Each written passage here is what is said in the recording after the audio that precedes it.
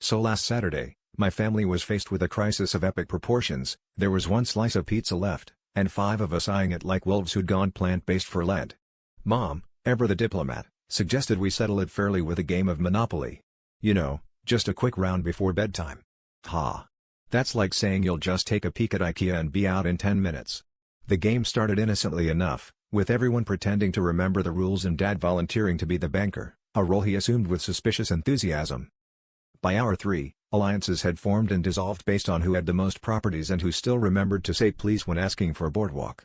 My little brother had somehow convinced Mom to swap her utilities for a get-out-of-jail-free card, which she immediately tried to use to skip cleaning the kitchen.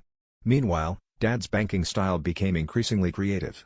He started offering short-term loans and inventing things like a pizza tax that no one could find in the rule book.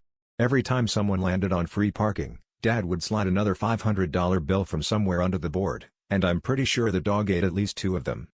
Things escalated when my sister and I formed a coalition, pooling our railroads and agreeing not to charge each other rent. Dad called it collusion, and demanded a recount of the cash. At some point, our neighbor popped in to return a casserole dish and left an hour later, somehow $1,200 in debt and still not sure what happened. The final straw came when Dad, claiming to enforce monopoly law, actually drafted a fake police report accusing my sister of property fraud for building hotels on Baltic Avenue. Mom threatened to call Grandma as an arbiter, which everyone knows as the nuclear option. After 9 hours, the pizza was cold, the family was in shambles, and Dad was wearing the thimble as a monocle while counting a suspiciously thick wad of hundreds.